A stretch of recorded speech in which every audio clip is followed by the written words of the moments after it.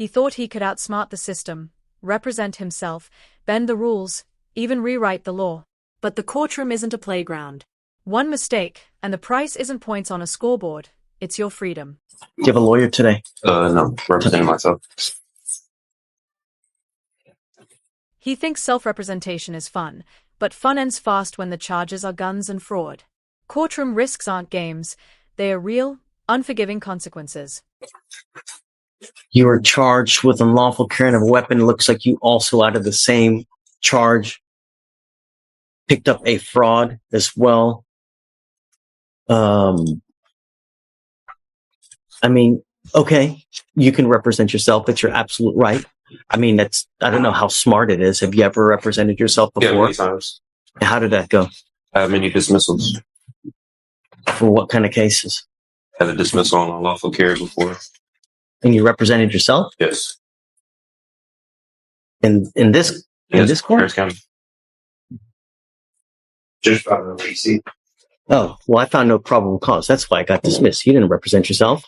I was representing myself, but the judge did find no probable cause. Was it me? No, it wasn't you. It was. Well, I don't know. I think it was you. Yeah, I found no probable I cause. think it was you. You didn't represent yourself for nothing, man. I did it. No. Okay. So, well, you can hope and wish and dream, whatever. If you want to represent yourself, you're entitled to do that, right? But yeah, well, I like to tell people it's like brain surgery. When you need brain surgery, when you need heart surgery, are you going to do that on yourself? Because you're not trained, you don't know how to perform open heart surgery. Same thing with the law. You're not trained. The judge compares going solo in court to brain surgery. One slip, one mistake, and everything explodes. Freedom isn't worth gambling without protection. How far did you get in school? I graduated school. I went to some college. How far did you get? 2 years. I got certificates. I mean, not in college, but I went to school. Okay. So we're in the middle of trial now. And so I don't have the time to go through all of what they're called Faretta warnings to see whether you should represent yourself. I'm happy to do that. Why don't we delay it off a week? Are you working at this time? Yeah, and I stay in Austin. I don't live in Houston, so. What do you do for a living? I have my own business. Doing what? Resell clothing, audio production. How much money do you make a month? I can't tell you, but it pays the bills. You're very cryptic in all of your answers, and not only that, but you going to Austin, if you represent yourself, you're going to have to meet with the DAs on a constant basis to get evidence. So that's going to require you to come here to Houston quite a bit. I was ready to find my motion today if I needed to be. Okay. Before I do that, though, I need to have a Faretta hearing. If you're willing to wait, we can do that a little bit later when I take a break in trial. I had my other case upstairs the same day. The judge from when I came to trial last year. Have you been up there yet? No, I haven't been up there yet. So go up there. When you're done, come back down here. Don't forget to come back. If you don't come back, I'm going to issue a warrant. Go take care of yourself upstairs and come back. One eternity later. Are you ready? Yes, sir. Okay. All right. So today is September 11th, 2024. It's approximately 12:25 p.m. We are now in Court 5. In front of me, I have Eaton Emitum, case number 2522688. Would you please identify yourself for purpose of the record? The man Eaton Emitum. Would you please raise your right hand? Do you solemnly swear to tell the truth, the whole truth, and nothing but the truth, so help you God? That you're going to tell the truth. That's it. Yes? Okay. State, would you identify? On behalf of the state. Okay. So the reason that we're putting this on the record now is Mr. Emitum has been charged with the offense of unlawful carrying of a weapon. No lawyer, no safety net.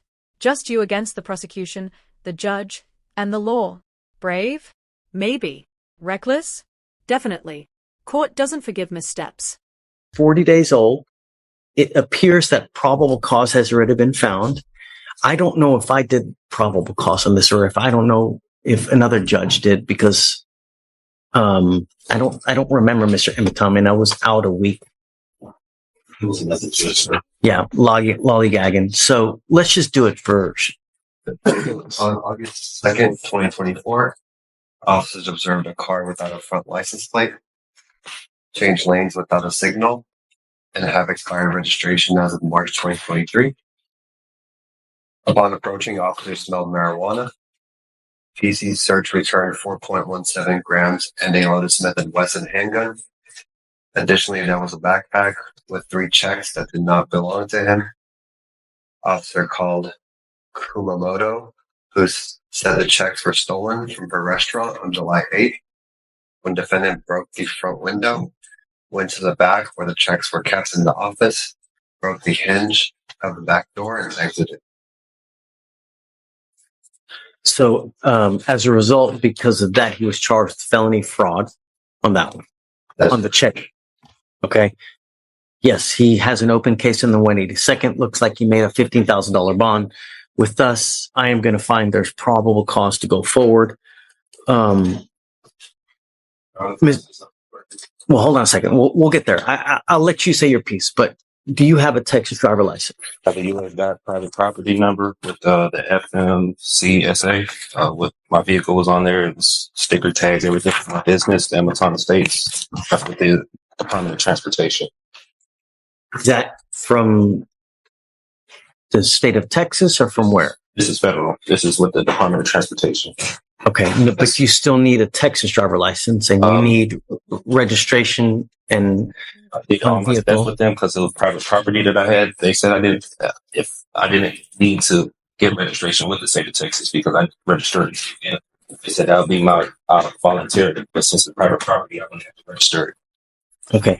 From what I know of the law, you need a Texas driver license to be able to drive. This is what jurisdiction is this case being tried on? That's what I'm trying to, because I kind of don't know what it's being tried on. It's criminal, criminal, yeah. What started as a traffic stop escalates. Missing plate, marijuana, stolen checks, broken glass. This isn't routine. It's the opening scene of a legal thriller. Facing jail time, right? I believe so. Weren't you taken to jail? Yeah. So that wouldn't lead you to believe it's criminal, right? Yeah, but under common law, or is it military and tribunal? Because also with I've been waiting for something like this for so long. This is so much fun. I'm just trying to see from what I'm being tried on, because what I was told with the U.S. side, I wouldn't have to register with the state of Texas with the registration or licensing. I do have my own place with that vehicle too as well. So, you need a license to drive, a Texas driver license. That's it. You either have one or you don't. The federal government has regulated to the states through the Constitution that they have allowed the states on their own initiative to create laws regarding driving on highways and byways. So that's why you see every single state has different requirements for licensing, insurance, mode of transportation. The federal government has somewhat to do with it, but by and large, they have delegated to the states that they are their own entity with regard to creating laws in their specific highways. So that's why every single state has a different type of license, different type of insurance. Like the Texas driver license is white versus Arkansas might be yellow or red, or Hawaii might be. So that's every single state has their own laws with regard. In Texas, you have to have a Texas driver license. You also have to have liability insurance as a minimum in the event that you get into an accident. Those are the two main requirements that you need to drive. If you're going to drive a vehicle, it also has to be registered so that they know that you're driving the vehicle and that you own it or have the right to have that, so it's not a stolen vehicle. I own the vehicle and everything. When I was here the last hearing with the judge, like what he was saying, he said that when it had applied to me, but he was going to see what they were going to say about the other court, about the probable cause of stopping me, because he said registration when it had in the front license plate, when it had applied to me. It does apply. It applies to everybody. Everybody has to have a back license plate They also have to have a front license plate. And so much they also tell you where it has to be on the car. They regulate, you can't put it in the windshield. State, right? State. Yeah. Right. They tell you where it has to be. You can't put it on the windshield. You can't put it on, like on what's it called? On the light. It's got to be right there. They even tell you how many centimeters it's supposed to be from the street to the actual place on the car. That's how bad the state of Texas micromanages all these things. They even tell you how many damn centimeters it's got to be on the car. So you have to have a front license plate. You got to have a license, got to have insurance. So if you don't have that, you can't drive. And that's it. Yeah, I did tell him I was traveling. I wasn't arguing with him, but I was traveling. I wasn't making commerce. I used to do medical transportation, so I'm kind of aware with licensing and registration and everything. That's why with my private vehicles, I did that with the U.S. DOT instead of the state. I didn't know that was correct. You need a license. It doesn't matter whether you're saying you're conveying, whether you're traveling, whether you're, driving. It's a privilege. It's not a right, right? There's a big difference between a privilege versus a right. You have the right to walk. I have the right to travel, don't I? Yeah. Taking your happy-go-lucky feet. You want to travel? Take those 2 feet to travel, not in a car. Just what the 14th Amendment was saying, like, I have the right to travel. You do. Yes. And you can walk your happy ass from one part to the other part. He leans on sovereign citizen excuses, claiming freedom from state rules. But driving isn't a right. It's regulated, licensed, insured. The court won't buy fantasy. Not without a license and insurance. Was on there from what I did this with the Department of Transportation. They said automobiles were on there, carrier, bicycles. They're wrong. I'm just telling you now, they're wrong. Whoever told you that, whoever, where you got that, it's complete. Because imagine this, Mr. Emmeton, and I've seen this before. Imagine that you get into an accident, right? And you kill a 5-year-old kid. What's going to happen at that point? Whoever owns that car, the other people, they're going to come after you. They're not going to go after they're going to come after you. The first thing they're going to do is, do you have insurance? And if you don't have insurance, they're going to sue you. And then they're going to attach a lien on absolutely everything that you own to satisfy the judgment they get against you. And they will take your house, they will take your car, they will take your bank account, they will attach to where if you ever want to start working and get a paycheck, they're going to garnish all that money. You have insurance, liability insurance, so that if you ever get into an accident, you don't mean to do it. You didn't mean to kill the kid. It's not an purposement. It's an accident. And accidents happen. You might be looking at your phone, you're looking at, this pretty girl that's walking across the street, and then boom, you have insurance so that if that happens, the insurance company will pay on your behalf so you don't have to pay out of your own pocket. And they will even give you a lawyer to represent you on your behalf because that's what you pay for when you get insurance. If you get into an accident, lawyers usually call you and say, hey, man, tell me what happened. Was it your fault? Or was it the other people's fault? Because we want to know who to pay. And that's why a car isn't a loophole to dodge law. States set rules for a reason. Break them, and the courtroom quickly strips away your illusions. for $30 to $40 a month, you get insurance for that very purpose. And I've seen people come here, they have killed someone, and they get a $250,000 judgment against them. I've seen it. And God, you'll never dig yourself out of that. So the conveying, the this, that, you need a license. You've got to have insurance. And we do it with every single person that comes here. Can I say for the unlawful carry, the possession of marijuana, the person that was in the vehicle told the officer it was legal hemp that they got from the store. They have receipts and everything in Texas. You can have legal hemp. They got it from the store. He even told the officer it was theirs. He pulled me out the car. He didn't ask for any paperwork. Now you're making apples and oranges, right? Now we got to test it. Is it weed? Oh yeah, is it hemp? Understand that takes time. The judge's words cut clear. You want the right to travel? Walk. Driving is privilege, regulated, enforced, and never free from legal responsibility. But you also need a lawyer to represent you. I found my own discovery. I was representing myself pro se. And you can do that if you want. Yeah.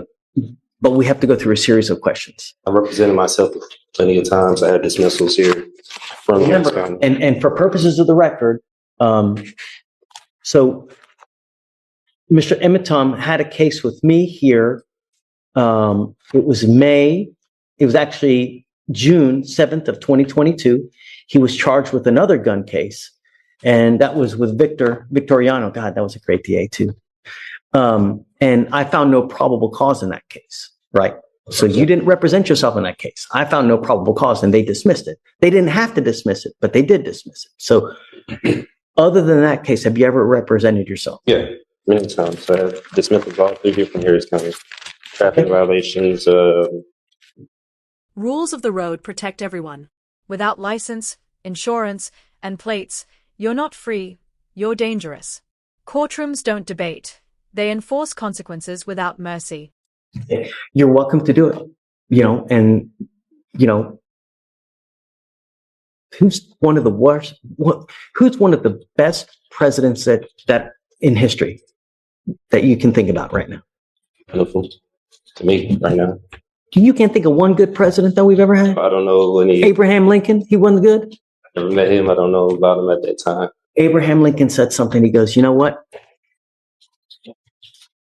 He who represents himself has a fool for a client. That's what he said. Meaning that when you represent yourself, there is an inherent conflict and there's an inherent bias, and you may not be able to see things objectively, meaning that you have your heart, you've got your soul into this case. So you may not be able to see from an outside position if Self-representation looks bold outside court. Inside, it's chaos. Legal jargon, deadlines, strategies. Without training, you're lost. One wrong argument, and your freedom disappears instantly. This trial shows truth. Courtroom drama isn't Netflix. It's survival. One man's fight against the system proves bravery and recklessness are separated by failure.